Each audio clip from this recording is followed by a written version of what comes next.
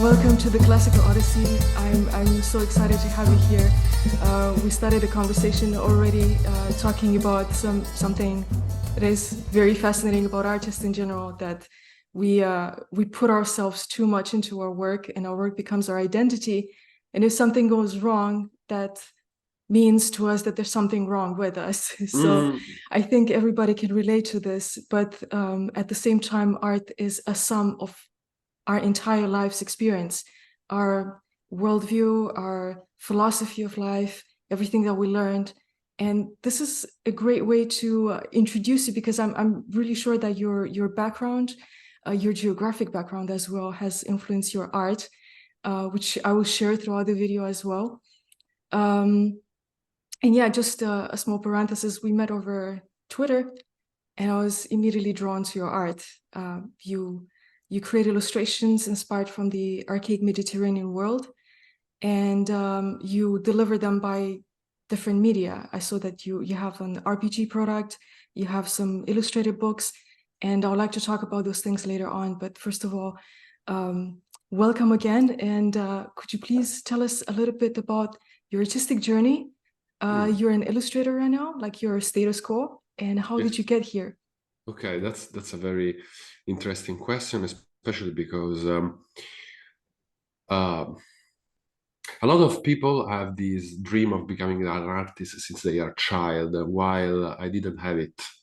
I started drawing when I was 27 years old. Now I'm 35. So actually I started quite recently, technically speaking. I was always interested in art, but not as a creator of art, just as an enjoyer of art. And then when I was 27, I had a sort of Damascus epiphany. Like, I don't know why, I had this idea, okay, now I must become an artist. So I changed completely my trajectory in life, because I was studying to take my PhD in philosophy. Wow. Yeah, I studied philosophy at the university, and that's why I was also curious about, your geographic I had a very similar experience. Yeah. But continue. No, so I studied philosophy at the university, and of course my PhD was because I started writing, like I was starting the creation of it, but then I stopped. It was about, of course, ancient Greece. Actually, I was studying the relationship between ancient Greece, now let's say pre-Socratic ancient Greece to be more precise, and Japanese Zen, about the topic of beauty and time. This was my field of work, let's say. So here's a comparative study. Yeah. Exactly. Exactly. And since we were also considering geography, when we were discussing before. Because I'm a geographer, I think I mentioned that in other videos as well. Oh, now I'm like spoiling your background. No, but one of the things that I was considering, but not in the like not studying, but just considering fanciful, considering was the relationship between two peoples that have, the Japanese culture and the Greek culture, that have a strong relationship with the sea and the presence of the sea. Maritime civilizations, I would say, yeah.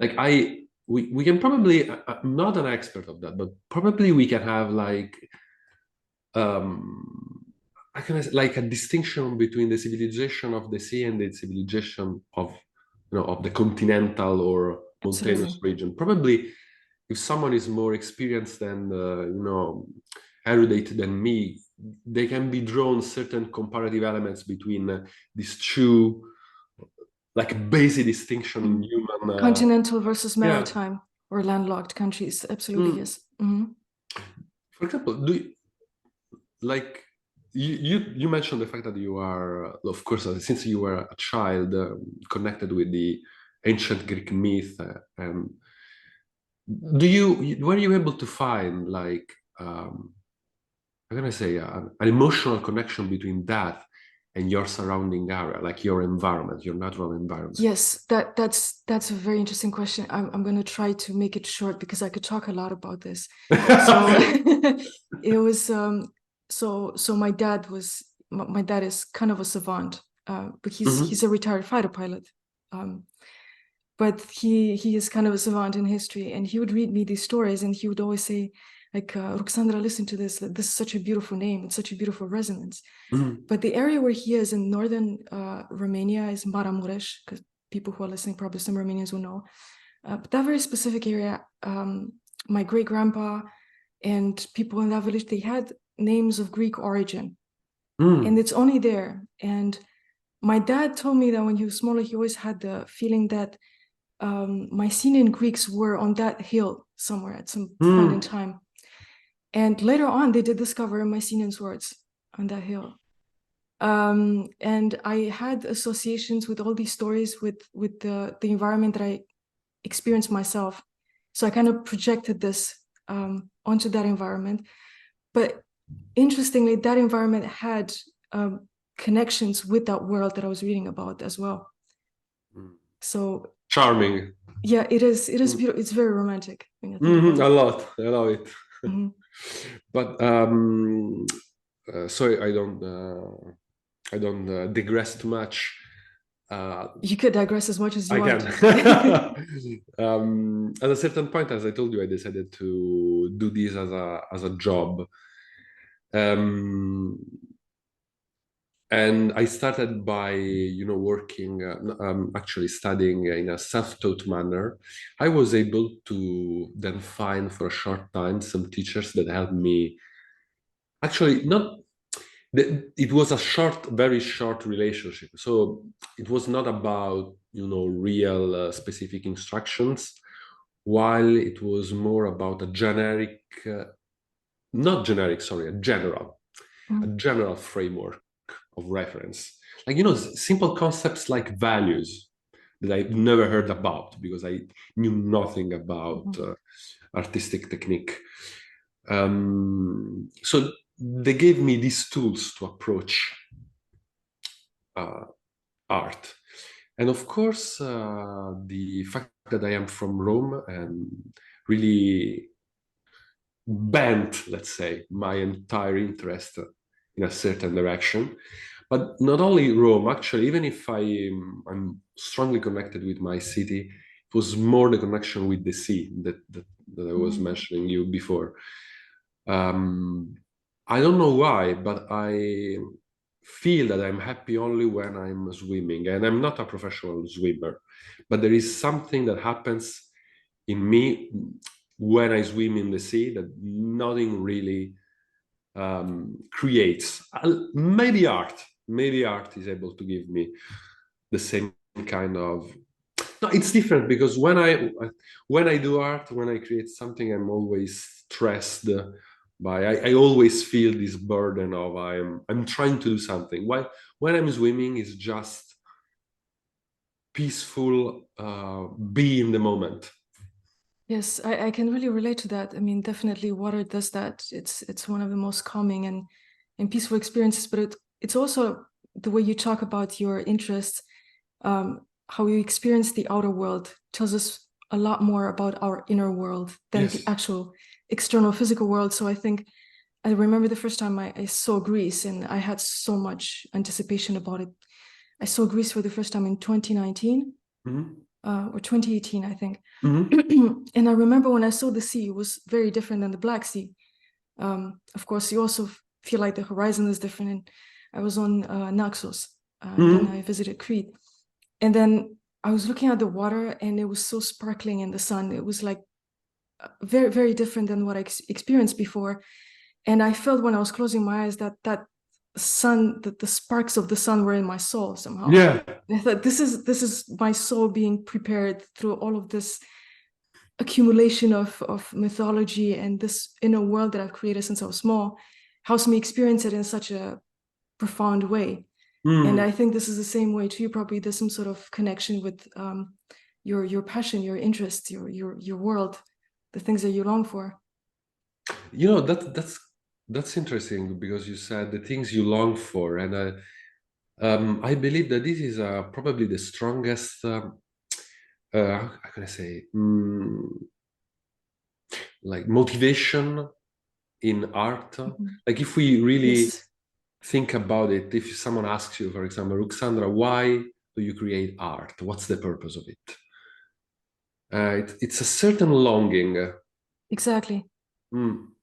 exactly. And I'm trying asymptotically, so to say, because I can never deliver what I have in my mind. And I think it's for everybody the same. Because I want to exteriorize something, externalize something that I want to exist and I want to reach there also, myself as a Mm. person. But there is this strange paradox because this longing Mhm. can be frustrating because, of course, it seems to you that you are not reaching or capturing Mhm. that thing. But at the same time, I wonder if we don't experience this longing, we would be like lost in a way. Like Mhm. this longing creates a purpose and a direction. Even if we want to be a bit more philosophical, if you think about it in a way, even the universe expresses a certain longing.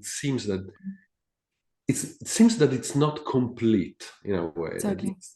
it's like in a process of desire. There is a sort of Absolutely. dynamic and movement right there, a longing for something that we can experience also in the um, in the outer world, as you said. Like Yeah, I when, have a very blunt answer to it. I mean, it's to me, it's actually eternity, yeah, eternity and yes, perfection, heaven. yeah, I That's what it agree. is. Yeah, Um, I agree. And maybe we are participating of that. So maybe we don't have to try to escape from this feeling of frustration, but embrace it as a part no, of the experience, right? because it would be a finish line, and for this Right. lifetime to have a finish line early on, it would not allow us to do much more afterwards. Yes, exactly. So, in terms of artistic experience, but so it's fascinating. So you started with that PhD, and then you found your I never way out of completed it. I never yes. completed it. At a certain point, I decided that I wanted to do something else, Mhm. and it was quite excruciating because I still feel, but before I felt even more, the I felt two problems. The first one was the idea of talent, or being predestined to be an artist. Mhm.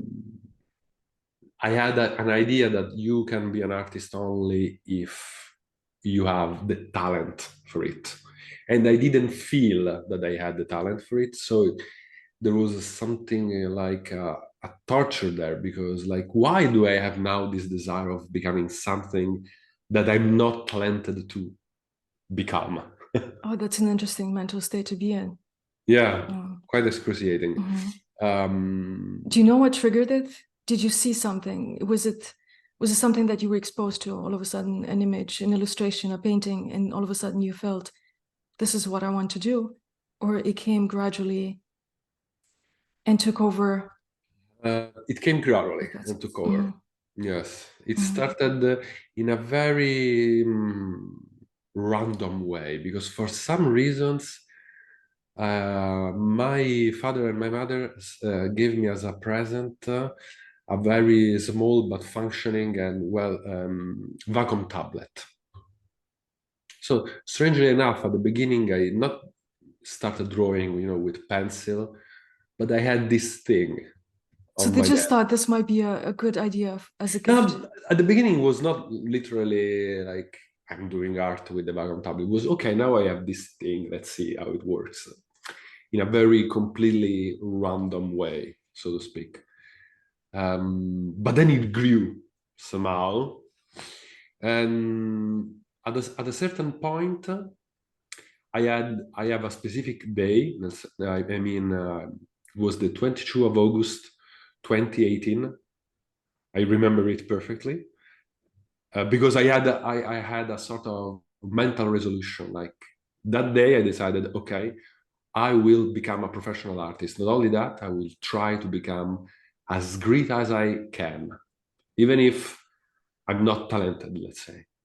The idea was, okay, maybe I'm not talented. I will become as great as I can as a mediocre artist. Maybe I will become the greatest mediocre artist of all time, so to speak. Yeah, this was It's very the modest. resolution. Mhm. This was the resolution. Wow. I mean, I had a similar experience, and I'm really fascinated because it was around 2018 Ah, really? that I decided, after a long period. I always drew since I was small. I mean, Okay. I was known to be able to draw, but in 2018 it was just like, if I die tomorrow, I want to know what kind of an artist I could have become. Ah, that's It so was just fascinating. all of a That's sudden, and synchronicity right there. exactly, and it was so overwhelming, the thought, that I started to draw obsessively, almost like nights, evenings, after Yeah, work. And same, same. I wanted to ask you exactly the same thing. I imagine that you did it with a passion that was more obsessive, but positively obsessive. I had after a certain time a sort of a mental breakdown, so to speak, because I was really obsessing too much over it. Mhm. Um, because I think art is important, but life is even more important. Art should support our spirit, not the spirit support our art. Primo vivere, deinde filosofare. Yeah, Just exactly, live, exactly. then philosophize. Because otherwise, it becomes also a sort of a narcissistic. It seems strange, but it can become a Pursuits. sort of narcissistic obsession. Exactly. Mhm. Right. So I had this sort of burnout, and the effect was that I completely, not completely, but yeah, no, actually, yes, I stopped drawing and creating for a certain time. Then slowly, I went back doing it. Now I have, I understood that I'm like moving on a sort of a curve where sometimes I'm super obsessed, and I get sort of lack of energy or motivation. But I try now to stay, let's say, in a range, in a healthy range, and don't go. You understand your dynamics as an artist, the ups and downs, and you kind of are able Yeah, to predict them in a way. yeah, in a way. It's not less scary sometimes, because Mhm. when you are at the lower level of your motivation, you're like, what's the purpose of this? Why I'm doing Mhm. this? Why I'm wasting so much time and blah blah blah. But it's still better than what I experienced in that It's good to burnout. at least recognize it, even though it feels the same. At least you Yeah, can recognize what it is, and you know yeah, what you're going to exactly. get out of it. Yeah, exactly, exactly. Um, Honestly, right now I'm in a sort of medium state, because I feel that I'm a bit too much distracted. I need to, create back this mental state of focus. It's difficult to keep it, but in a way, maybe it's impossible to keep it. It appears and disappears, and we must go with this flow. But I remember when I was starting, I was one of those people, and I still am. When I meet an incredible artist like you, for example, I write Oh, very thank you. openly, like, "Hi, I love your work," and blah blah blah. And when I was really at the beginning, I also was very, very annoying, writing to artists and ask them like all possible questions, because I had no clue, and I was like, well, worst thing that can happen, they don't answer me. But there was this Russian artist, his name is Stepan Alexiev. I hope I am pronouncing the name correctly. Probably not, but Alexiev, very, I will look him up. I think yeah, it I'll be was curious. very, very, like, I wrote a very probably crazy email, but he answered me in a very thoughtful manner. And there was there was a couple of advices that really entered in my soul. Maybe when he wrote that letter, wasn't really thinking about the impact. I'm not sure, but he had a big impact, because one of his advices was, uh, take care of your sleep cycle. It seems a stupid thing, but I realized that I was completely so much obsessing about art that I was, get again, I was falling into that burnout that I mentioned. And the other thing that was really, seems very simple, but whatever you start, finish it. I was one of those artists, even as a student, I was just, sometimes drawing something and then losing motivation to finish it in a way. Even if you're doing a sketch, you can finish the sketch or leave it. It's different.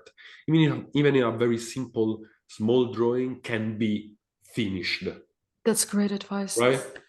For example, I think about your beautiful Gryphon sketch that I saw the other day. Very lively, simple drawing, but it has a finished quality that makes it alive in a way. Oh, thank you. Right? And that's the thing. Like, even if you're doing something simple and quick, it can be completed. I was one of those people that start and then frustration and other inner turmoil takes Takes over. takes over. Yes, thank you very much. And in the end, I would stop and say, okay, that's too much. I'm not good enough, or I will try to study other things, and I will go back to this idea when I know more. These sort of excuses. Now I'm more after his advice. I'm almost cursed because everything I start, even things that I really don't like anymore, I'm like, okay, no matter, I will finish it, even if it's super horrible. I don't care. It should be done. This is like my new mindset, and I think it's very helpful. At least for me, it was super helpful. Absolutely, absolutely. Because you're also very subjective, and your vision is sometimes so clouded by your emotions because you get so frustrated. Yes. I mean, I get so frustrated. I feel like I want to throw everything out through the window. Yes. And I learned that usually when I feel so intensely about something, I put it aside and I leave it in a closet for days, even weeks, and then I go back to it. And I heard this advice from a Russian artist as well. When you feel so frustrated, you either have to take a break, or it might mean that you're done because you said everything you had to say about it. But try to finish it regardless. Yeah. This feeling of accomplishment is very helpful emotionally as well. I mean, I did something. Yes, absolutely. I think this might not be a coincidence, because maybe there is in the Russian cultural sphere, there was preserved a certain, let's say, rigor of old masters. Thinking about the rap in school, for example, the rigor of classical training, which how can I say, I still consider like a paramount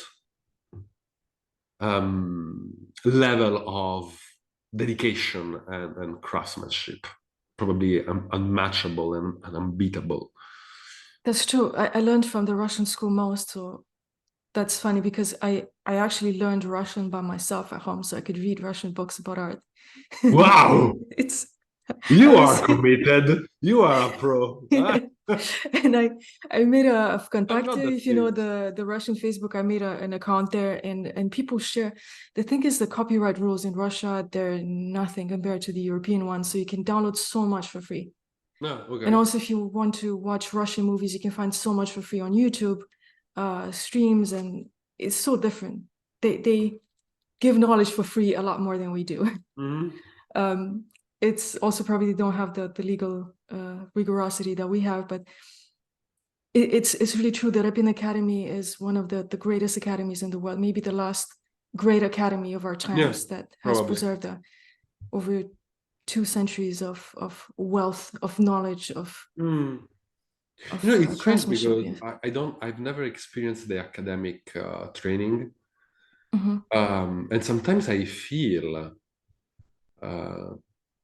sort of FOMO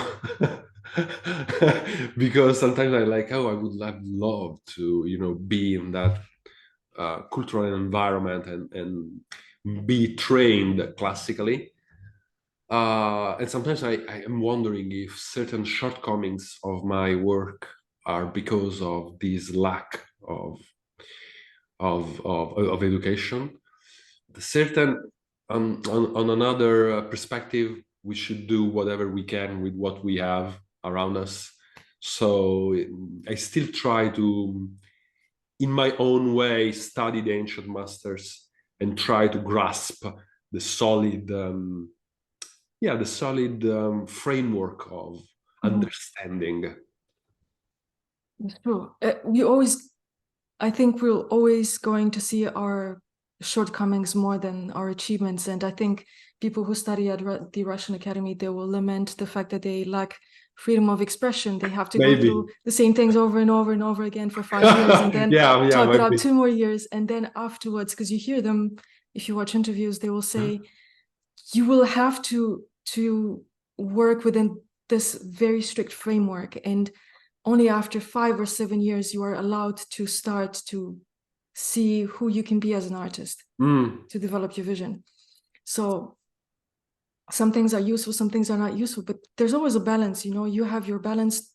If you make an average, who knows, probably it's equal level. Yeah, maybe. You know, I'm wondering if, you know, in another cultural background, for example, the Italian Renaissance school, or early Renaissance school, there was some sort of perfect, just wondering, balance between these two aspects, because it was not really an academy. You had the relationship with your master and mentor. So I'm wondering if there was a bit of both, you know, personal expression, because there is not the rigorous system of an academy, but the rigorous training of a professional artist. Because, you know, something very interesting about that period of time, sometimes of course, everyone remembers the great genius, but something that is very fascinating is the average level. Like, let's forget Michelangelo and blah blah blah. If we look at the average level, it's still quite high. Like, to the point that the average level is already like masterfully done. Yes, I tangentially, I would see, I don't have concrete examples to give you right now, but I remember seeing drawings of children from wealthier families, children who are not particularly talented or inclined to draw, but they're drawings at 7, 5. They're drawings that are incredibly mature. It's almost incomprehensible to us today. We rarely see somebody drawing with that maturity, because there was people. I think people were very focused on what they were doing. They didn't have many distractions, and they allowed their minds to be fully immersed in their activities. Compared to the age of the internet. And I think that happened until very recently. That's just a thought that I have. It's just the lack of focus that we have that doesn't allow us to be profound in our pursuits of knowledge or arts or creation. So I think it's a profound thought, especially, okay, we have more external distractions, but on the other hand, we must take responsibility for us letting them have a power on us, let's say. Absolutely.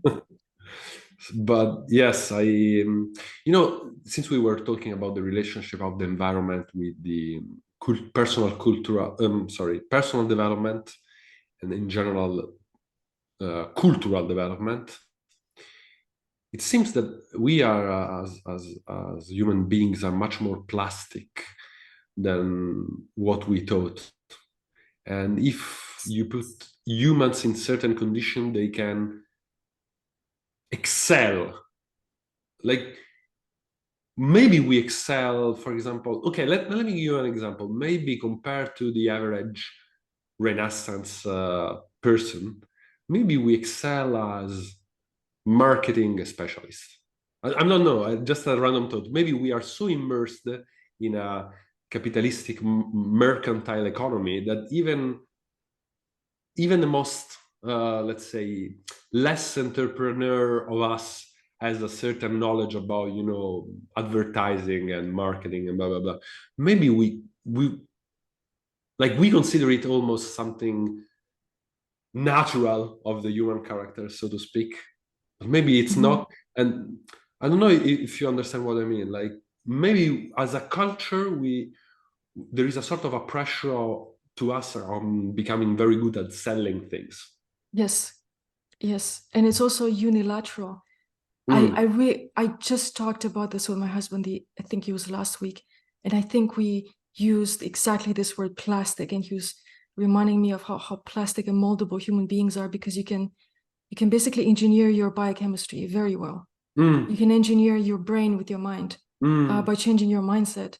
You can engineer so many things in your life. You have so much flexibility, and also like the modern world tells you to hyper specialize. This is something that I'm not struggling with, but I talk a lot with people also in my PhD research, because all of a sudden we now focus on interdisciplinarity, because we specialize so much that people have been so good at the small details without being able to see the bigger picture.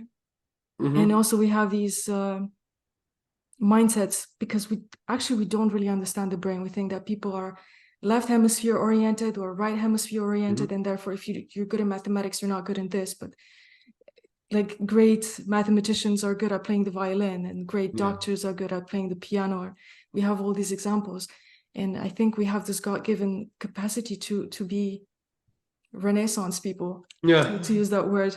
And yeah, we're very much influenced by our environment, either directly or indirectly, explicitly or not so explicitly, because we see people, we see the behavior, we absorb it. We tend to, as you said, be mercantile, sell stuff, not necessarily create or think about what people before us thought about. I want to leave a legacy after me that will survive the generations to come, and my name will be remembered. Who thinks about this? I want my name to be remembered. Even when you talk about I want to have a successful career, you don't think in terms, I want my name to be remembered for the generations to come for the career that I had. It's mostly, as you said, a mercantile, financially motivated thought, I think. Yeah, sometimes like if I talk more than I should, because I should have been. No, that's a conversation more than anything else. I absolutely love it. It's fascinating because yes, if you are with friends and say something like, "Oh, I would like to be rich or wealthy or blah blah blah," okay, it's like so common that no one would say anything. But if you go with them and say something like, "Oh, I want to be remembered in the following centuries," people will be like, "Oh, this is a absolute madman, like a narcissistic madman Exactly. who wants to be remembered in the centuries." But why it seems that it's so, let's say, mad or narcissistic compared to becoming rich? And I have nothing against becoming rich. I would love No, that's a good thing, absolutely. by all means. Absolutely, I would love to. Like, I remember a joke by Woody Allen who goes something like, "Oh, I don't want to live in the memory of the Americans. I want to live in my apartment." Okay. But yeah, I understand where that comes from. yeah, even if I would love to be absolutely filthy rich, I don't see why aspiring to a sort of immortality or glory, let's say, should be considered as a mad pursuit. Yeah, I think it's what Especially gets if you us. want, Yeah, it's as false modesty. you said that you want to leave a legacy, not just, let's say, be famous. You want to leave something Yeah. that, right, more than be generically remembered. It's true. I mean, it's something my dad would say often. It's like false modesty, in the sense you want to appear to be modest, but you're actually not. So you create these false narratives that are actually quite shallow, because wanting to leave a legacy is something very wholesome. Yes, It's absolutely. just finding meaning for your life, and sharing that meaning to other generations, to other people as well. Whereas other things are just shallow, they just come and go. I think the real interesting point we are making is that, again, we use the word legacy. Like, it's not about my name, it's about things that I have created that have somehow an impact on the broad cultural on the soul of people, to be more precise, even in time. In a way, even if, let's say, our work remains anonymous, I really don't think it's a problem. Like, I don't care if my name as Massimiliano is remembered, but if something that I have created, even if it has no absolute connection with me as a person, remains somehow, this is something that, wow, even the thought of it makes me shiver with joy. The idea of that, It's the beautiful. possibility. Mhm. I don't know if in this society we can. Sometimes I'm wondering if, since mm, sometimes I feel especially in art, let's say the academic, not that, the fine art slash cultural world, I think has collapsed a lot. And I personally found more interesting work in my field, like comic artists, artists for video games or It's true. illustrators, yeah, than fine art or cultural institution. I found more interest in that. Well, because But I wanted to ask you about the world of Ascadora, how you got there, and it's fascinating because what you said is so true. What you see, what is just there in your face, basically all over the world, in terms of contemporary art, is very deconstructivist. It's lacking meaning, and it's driven by other things. yeah, it's driven It's by other just things. Yes. yes, and I have I don't have much knowledge about the video game world, but I was familiarized with how much work is put into something like Assassin's Creed.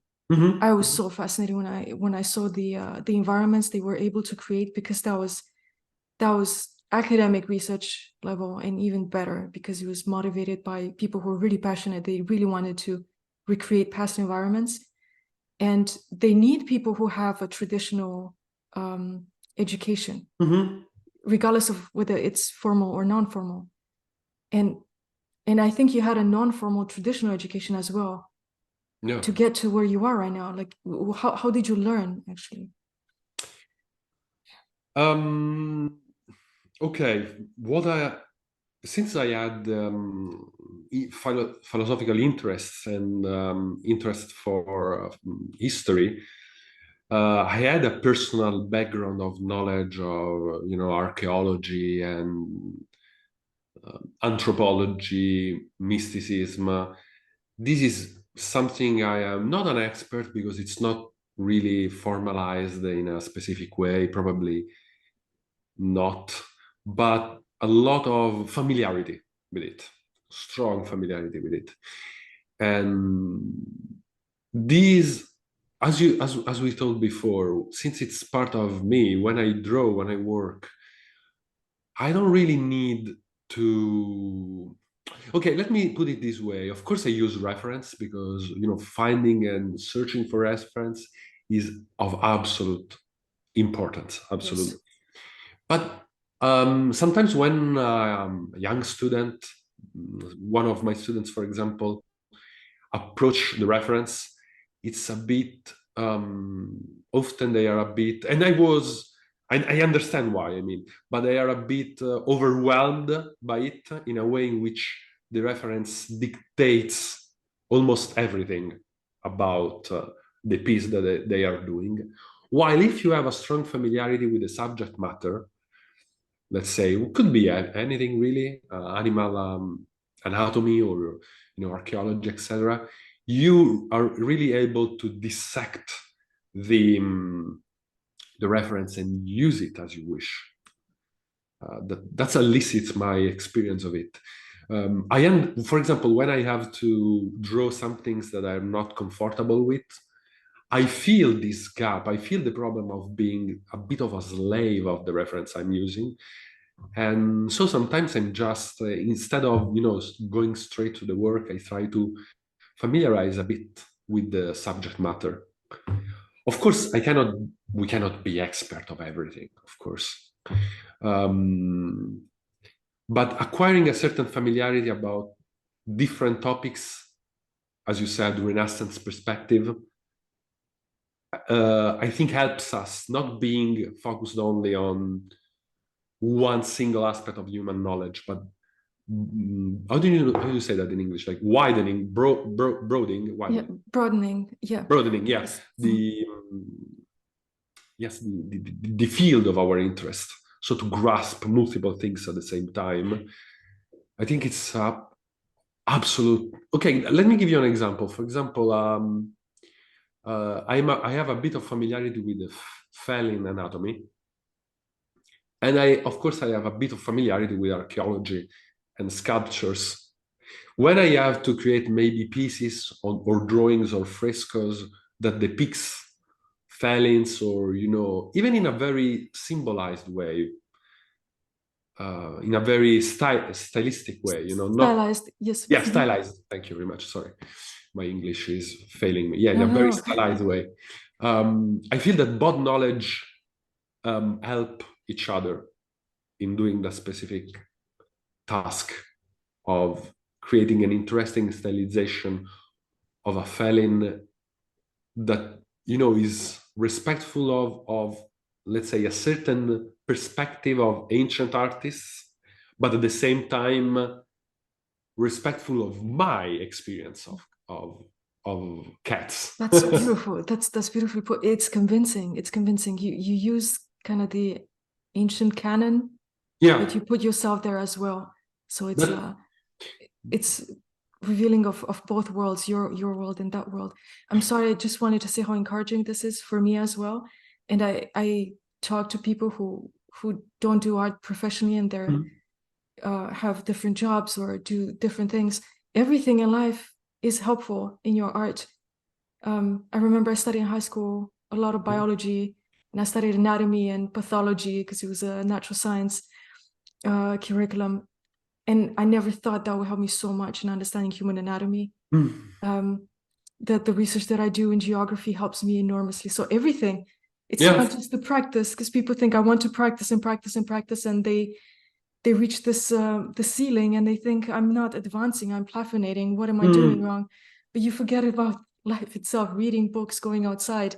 Yes, absolutely. Exploring. Sometimes sometimes I see work of artists and I'm like, oh, your technique is amazing. And yet, maybe it's a personal thing, of course, but I can feel a sort of a shallowness.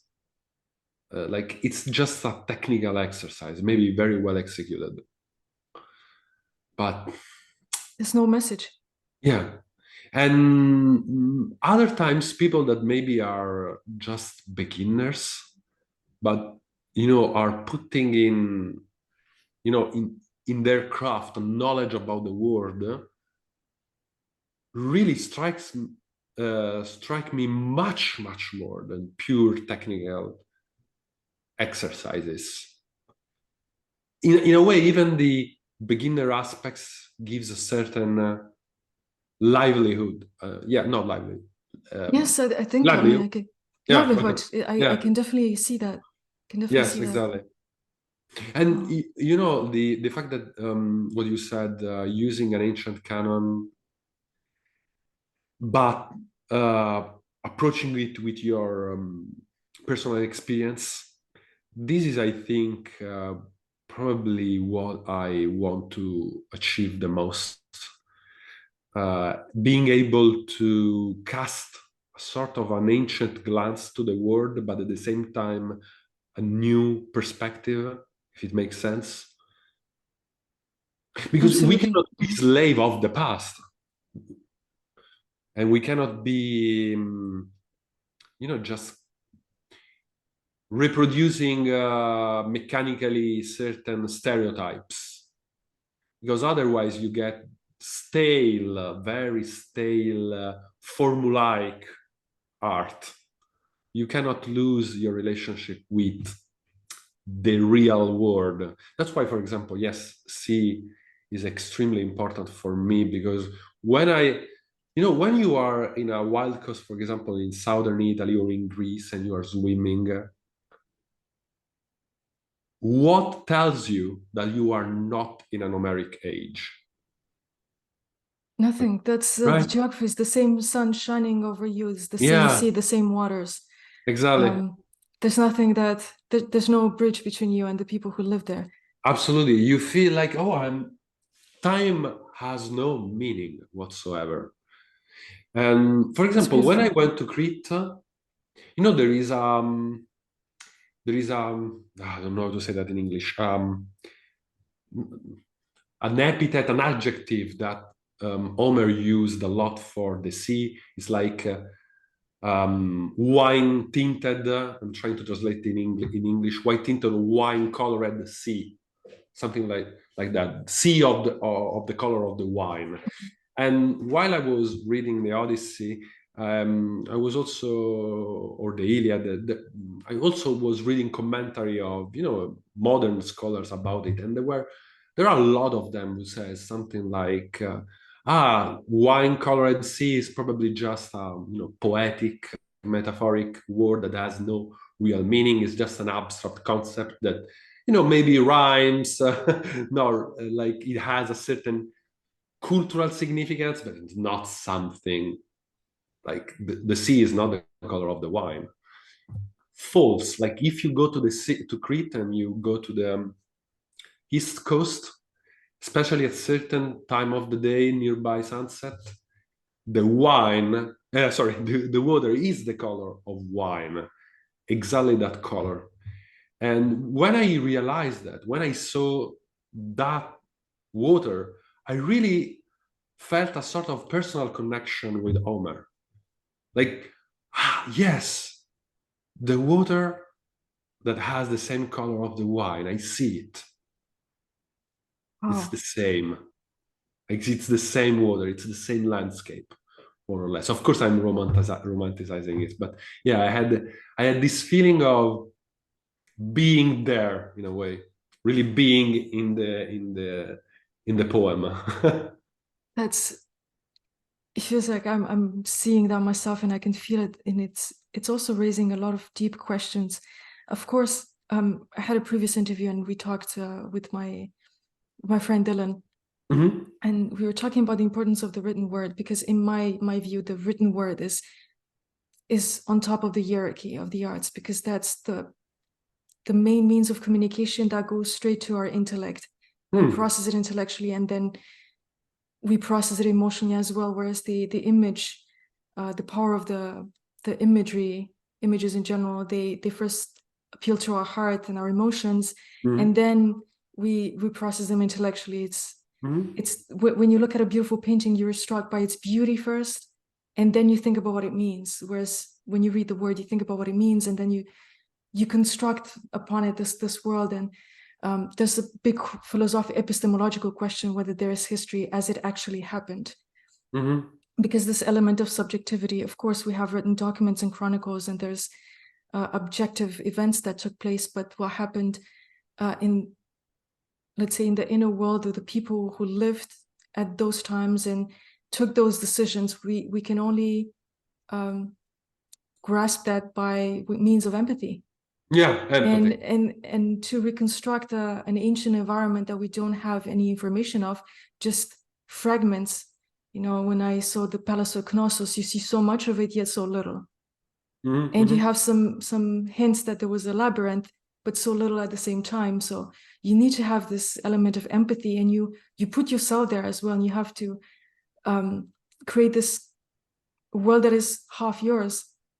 But this is part of it's part of the process. It's intrinsic. We cannot separate our own experience from the experience of people who were there. And it's very Have you ever important. read Memory of Adrian by Margaret Yourcenar? No, unfortunately not. No. Okay, you must read the book because I will.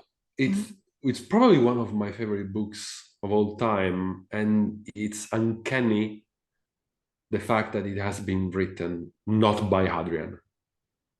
Like, my only way of explaining it is that the spirit of Adrian possessed Margaret Yourcenar, because I cannot believe these are not his words. Like, and probably it's the empathy. Like, I'm imagining that the writer was able to really, really exceed the historical reconstruction and go to a sort of intuition of the character from a very visceral level.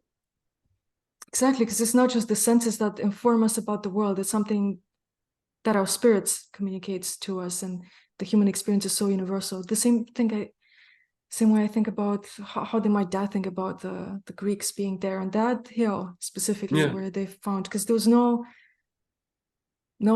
information about it. There's nothing before that was discovered that would lead him into thinking that way. And he was small. There is a scene in the book in which Margaret Yourcenar describes a lion hunt in North Africa. And I'm not familiar with the biography of Margaret Yourcenar, but I don't think she ever had a lion hunt with a pack of Roman soldiers chasing a lion and being attacked by one of those lions and saving the life of a beloved one. I don't think this is part of her biography. I'm not sure, but I don't think so. Probably not. We can safely Probably not.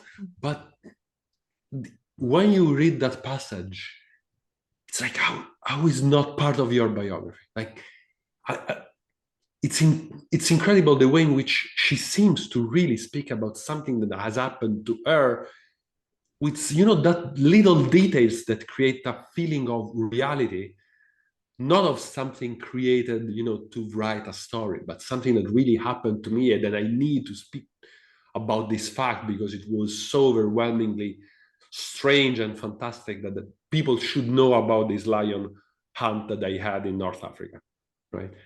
And how can you explain that? It's incredibly fascinating.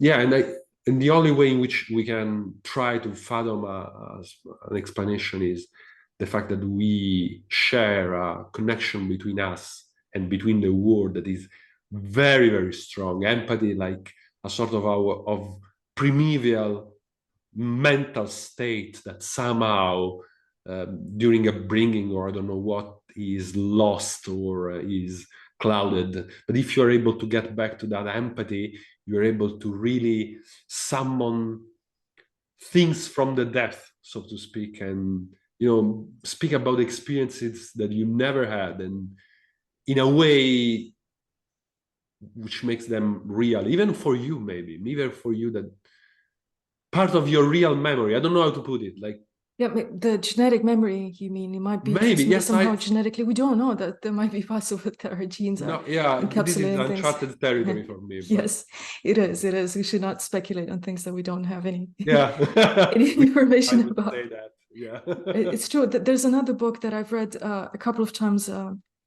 It marked my teenage years. It was, I think it's called in English, The Book of San Michele. It's written by a Swedish neurosurgeon, I think, or a neurologist, Axel Munthe. I'll put that in the description. Yes, thank you. I'm curious to check it out. And he was fascinated about the life of Tiberius.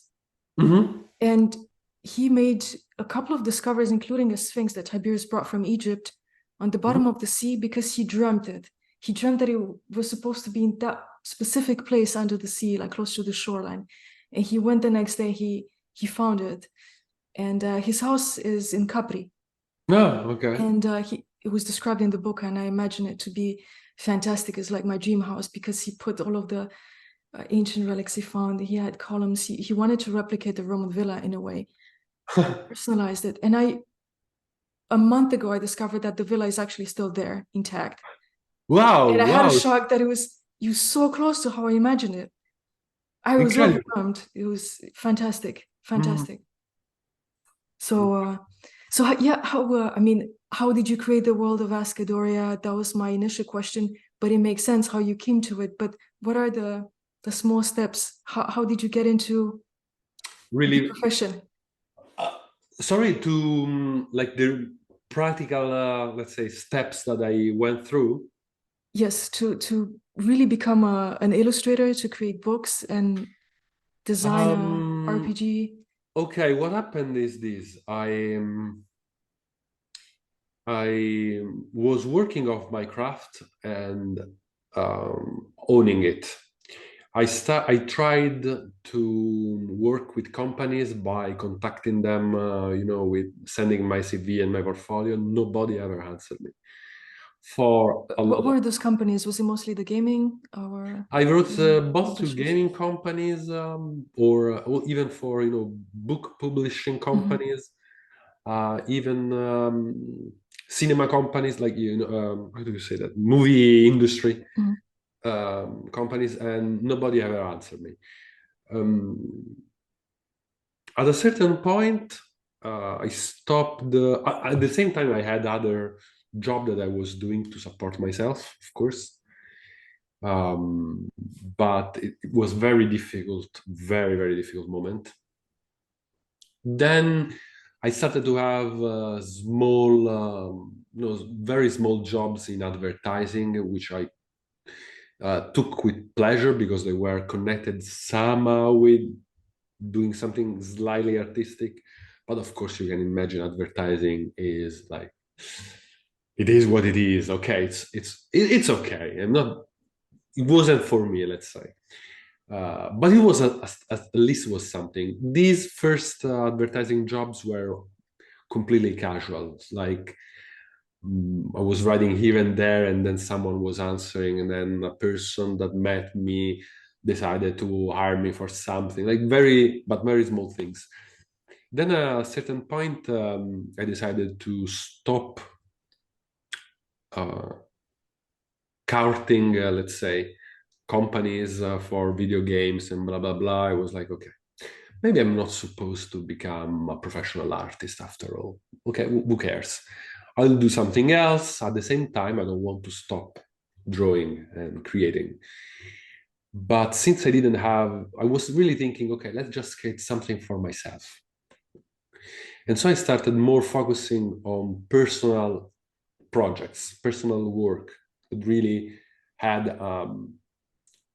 meaning for me. Before I was, doing something like look at what other companies are doing, try to replicate the style of the studio, write them, show them that you understand what they are doing. This is probably solid advice, but it didn't work for me because while I was doing it, nobody was caring. So on the opposite, when I started just doing what I really was interested into and posting online about that, people started to write me back. So, for example, I worked a bit for Marvel. It seems completely Wow, unrelated to what I do. Like, if you look at my general site, it seems completely different. But they wrote me and they asked me if I was interested, and I was interested.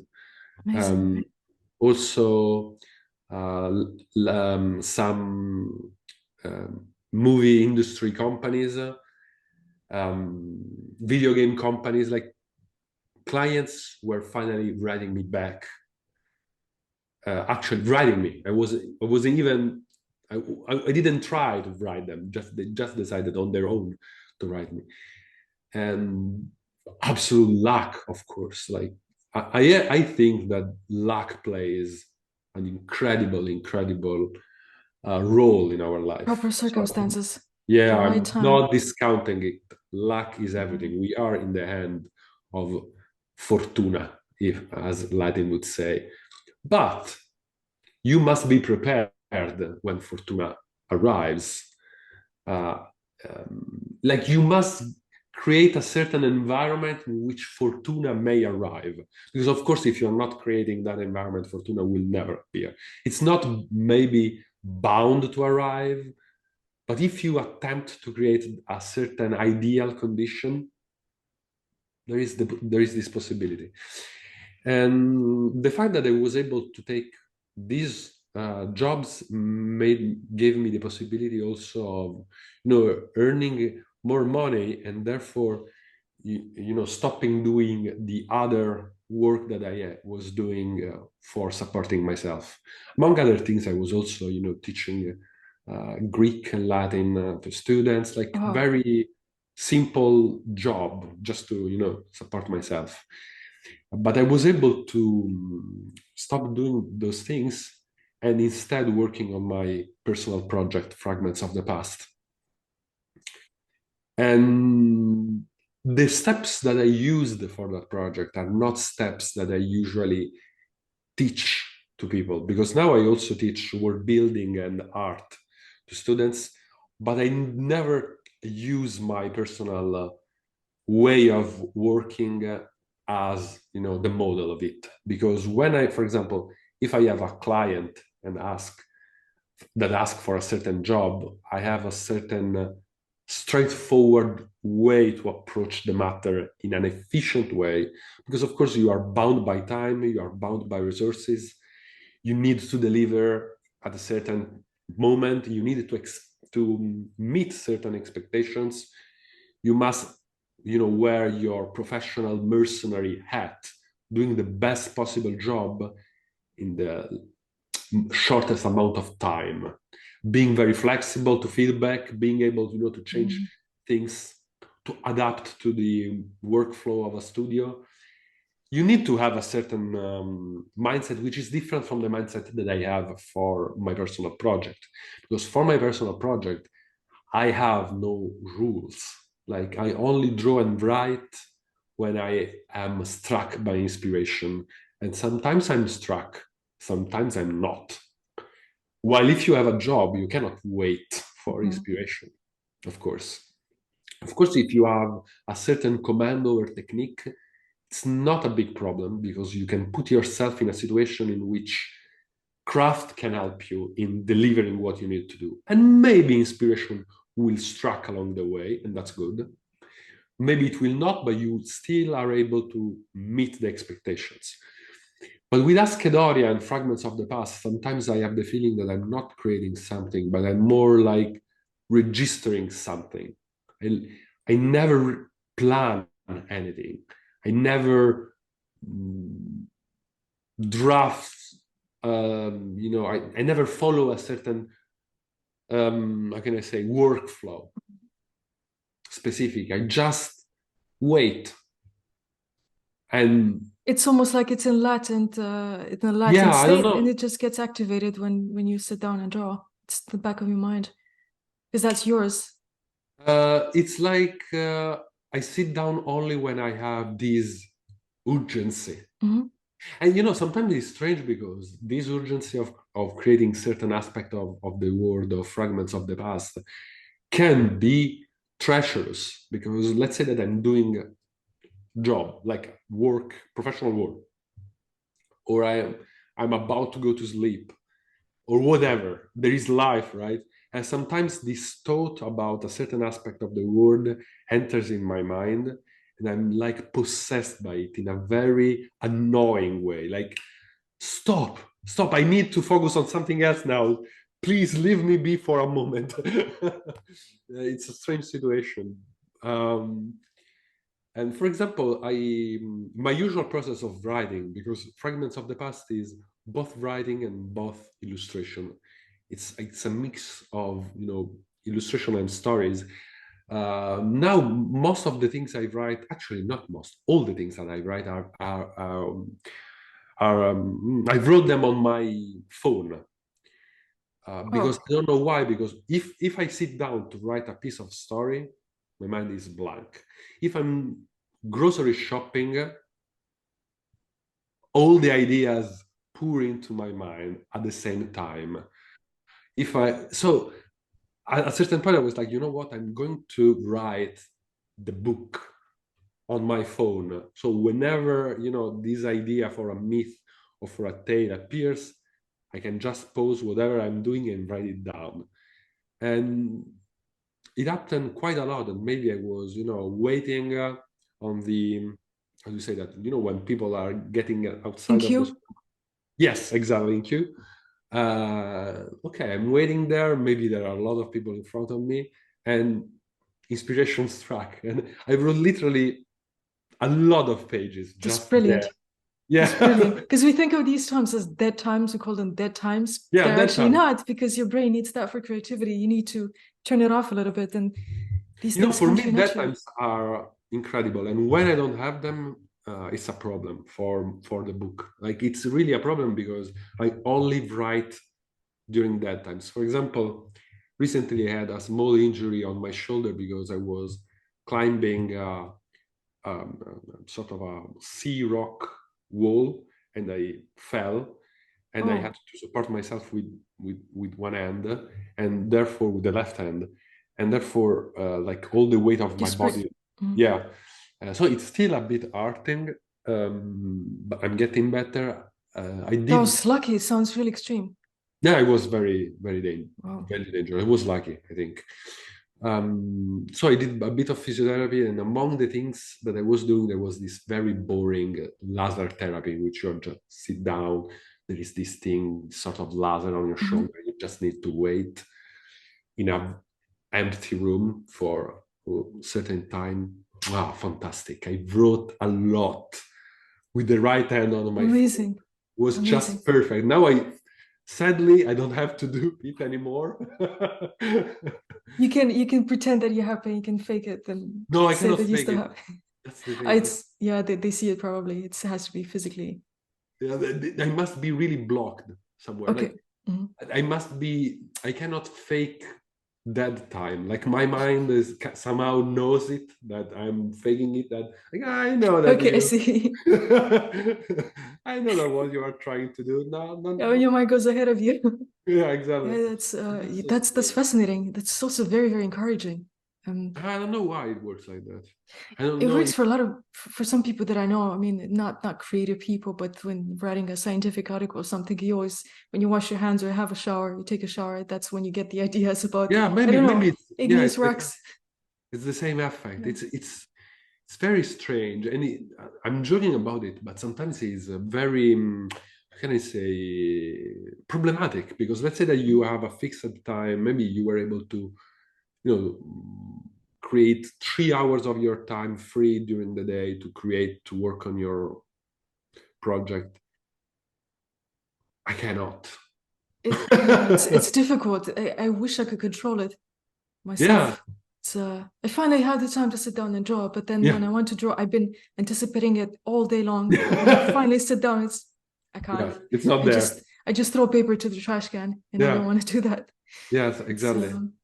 wow, that's Exactly. very relatable. So, another thing that like working for fragments of the past is like part of my life, and I absolutely love it.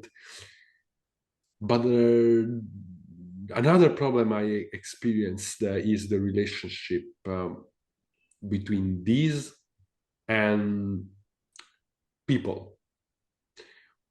Like, let's see if, like, fortunately enough, the work that I'm doing really resonated with, like, it's not famous probably, I don't know, but I was able to see a lot of very, very encouraging comments and solid review, like people that were absolutely enthusiastic about it.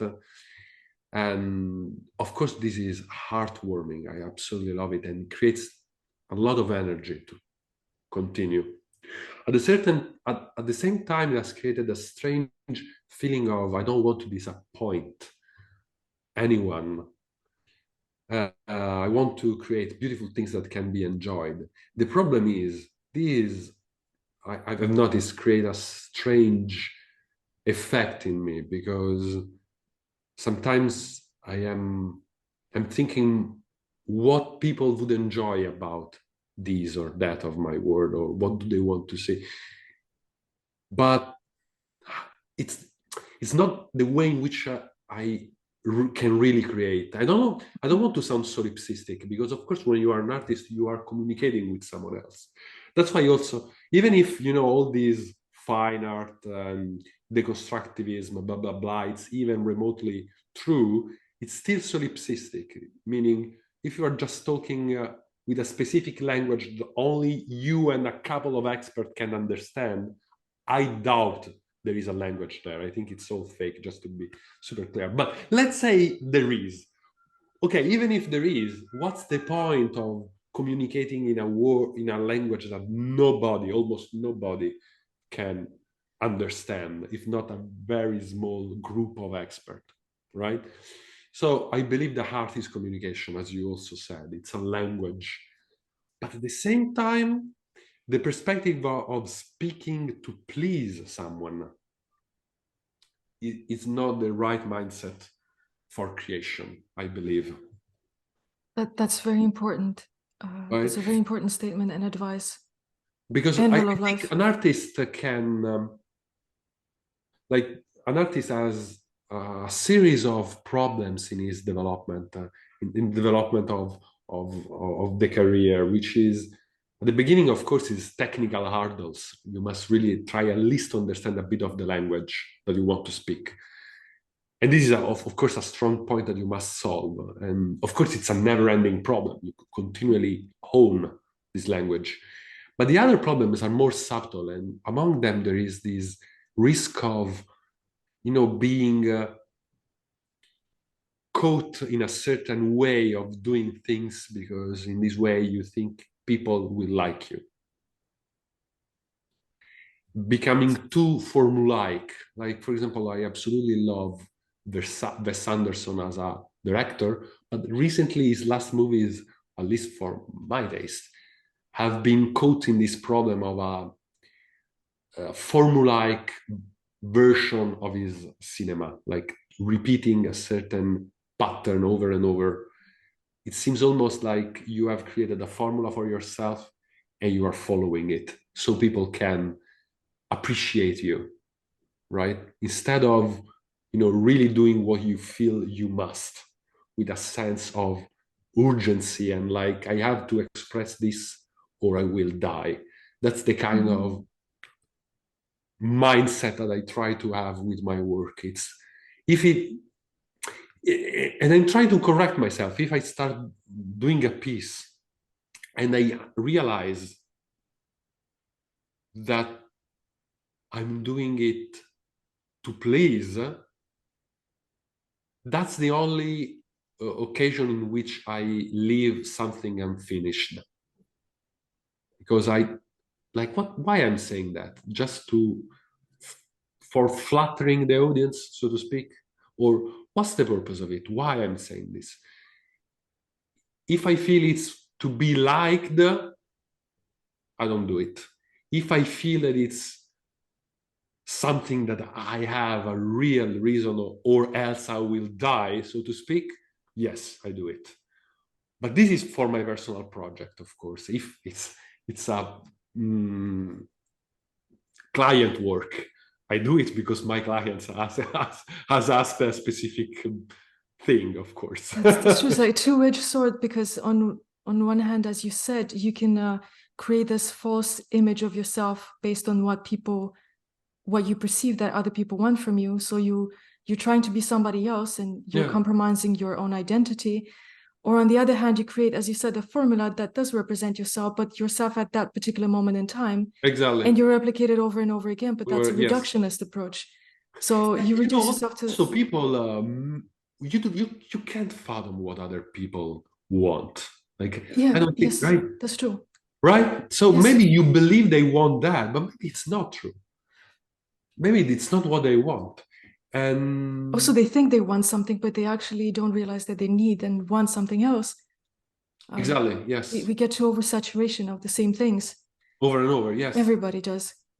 Exactly. So that's why I think you must create with honesty. It seems a strange word, but honesty, right? Like, you must be genuine in what you create. If it's something that matters personally to you in a real sense, then it's worth doing it. Because let's think about it. Drawing, it's a very tedious, boring activity. You sit down on a desk for hours and hours in silence. Absolutely boring, like terrible. I love dancing, for example. I'm not a dancer, but I love dancing. This is fun. Like, if you ask me, you want to sit down every single day of your life on a desk drawing or dancing all time? I would say dancing all time. Like, that's my preference. The only reason why I sit down doing this tedious job is because I feel I have an urgency of saying something. I don't know if, like, I don't feel that this is strange, but I don't have like this idea of, oh, I create and I'm joyous, like I experience this surge of happiness in me when I draw.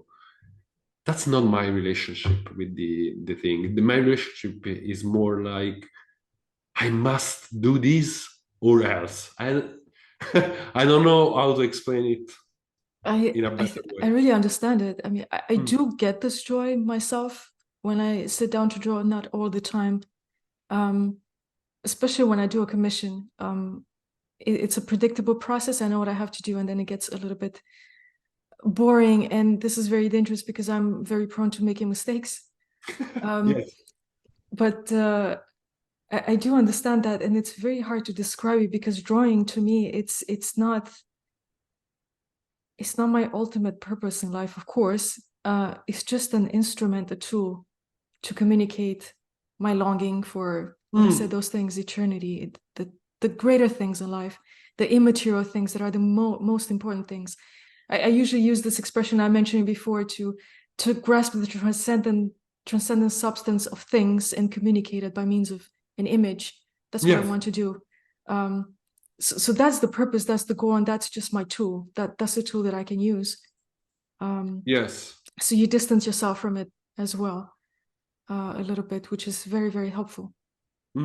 Otherwise, you can get trapped, as you said. And yes, in your in self-judgment, in various aspects of even in technical, like that's a strange paradox, because before, I don't remember if we were recording yet, but we were discussing the fact that the importance of solid technique.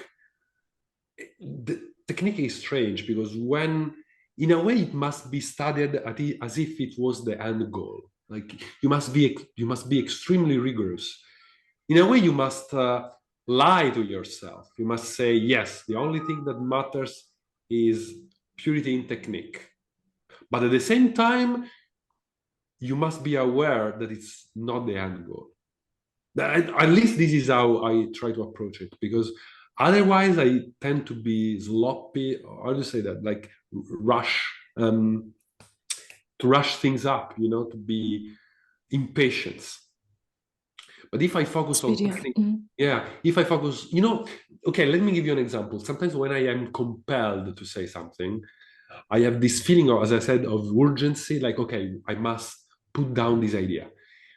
But this feeling of urgency can become a trap, because you may start to say, oh, I can use shortcut or whatever. I just need to say this thing, and, feel like you want to compromise. Yeah, rush through it. Yeah, you can compromise, you can rush through it. And you discover that somehow this is not how you can say the thing you want to say. And the only which you can, slow down and really focus on the message, it's paradoxically enough the form. At least for me, it works like that. If I have this idea in mind, but then I'm like, okay, who cares about the message or the profound meaning? Let's just produce a beautiful texture of bronze, or let's try to have a beautiful eyes, or the correct shape of the nose, and the plane should be aligned in the right way. Very small technical problem. When I'm focused on the small technical problem, I don't know, the message comes through. If I'm thinking about the message, it becomes rushed out. It's a strange paradox. I think it's also a very personal thing, and that's why it's so important to know yourself. Know how your mind process things, what are your inclinations, because people get inspired by different things and process things very differently. And I think that's why we tend to empathize with this or that artist, because the way they think, that their framework of thinking, of interpreting reality, of making these mental heuristics basically, is more similar to ours. And I often talk to people and they ask me, what should I do to be motivated? I have no answer, because to me, I don't need motivation. To me, what motivates me is, if I can use this word twice, is duty. I feel like it's almost like a duty to myself to express this, and it's a duty to the people who support me. And if I know these arguments, it's duty to me that is the engine behind what I do. And people find it very bland and demoralizing, but to me, that's what makes me go for it. Yeah, but probably doesn't work for other people. You have a sort of a mystical approach to it, because if you talk about, and I absolutely love it. It's not a critique. Like, if you think about duty in terms of duty, the thing that make me think is about sort of co-creation of the universe. Like, I am here, even in my small little corner of the world, to co-create with God the beauty of cosmos. So it's a duty of consciousness. Must do it. It's my duty to create. So it's in a sort of process of co-creation, right? Yeah, I think so, because I do have a theological approach to it. Okay. My worldview is very Christian and is deeply rooted in Christianity, and Okay. in that sense, I Oh, fascinating. So you have this fascination for ancient myth, but at the same time for Christianity. yeah, But you are yes, strongly Christian. exactly. I see a lot of the light motives of the ancient world that are almost like a prefiguration of things that happen in the New Testament, including the Odyssey. To me, it's almost like I make this parallel with the voyage of St. Paul. But I never thought about it because it feels like I don't aspire to think of myself in any way. But if we are bearers of the image of God, the mind is probably the most important position we have.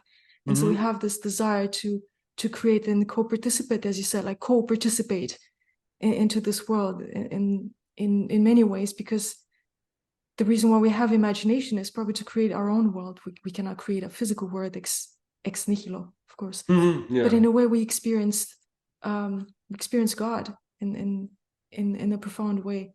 That is, to me, it's an act of worship.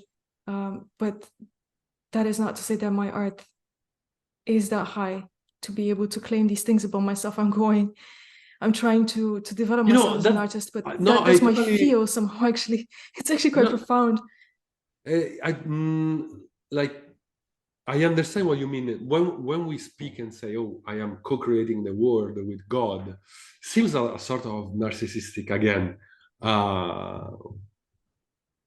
rambling. But I'm not saying that in a self-aggrandizing way. In the same manner, the cat is co-creating the universe. Like, every element is co-creating the universe in its own way, and in my small way, it is a certain. Okay, let me give you an example. You probably know Turner, of course, William Turner. Okay. Sometimes I'm wondering if people looked at sunset in the same way in which we do after Turner. What I mean is that sometimes I have the feeling that Turner, with his sunset and sea landscape, sort of has revealed an aspect of reality that was concealed. Like, in a way in which the world and the cosmos is so much complex and bountiful that, of course, it's there, but we don't have sometimes the perspective of seeing it in a certain way, if you know what I mean. Sometimes I have the feeling that an artist, the greatest co-creation that an artist can do with God is just revealing a certain way of looking at the universe. Another example might be Hopper, the American artist Hopper. Like, that type of viewing the city, or viewing a room, I'm wondering if existed before Hopper. You know what I mean? I do. I think I do.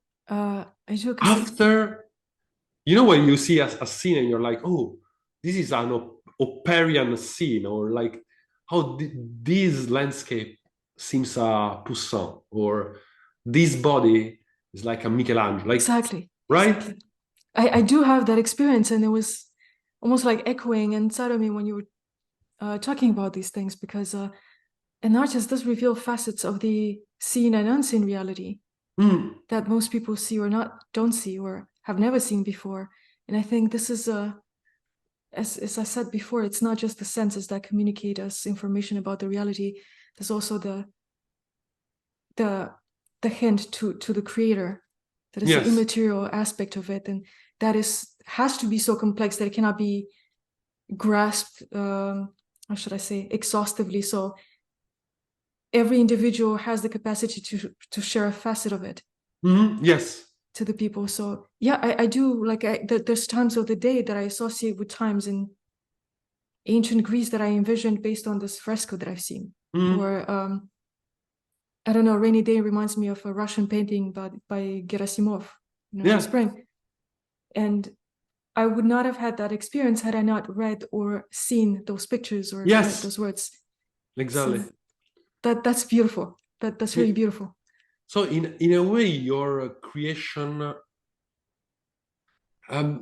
it's in the world, so to speak. Like when an artist creates, it's not creating in an abstract plane, creating a sort of imaginative reality. No, the creation is in the world. Actually, it was there before the artist. The artist didn't create it. It grasped it. So actually, creation, as you said, there is no creation ex nihilo. Things are there or they are not.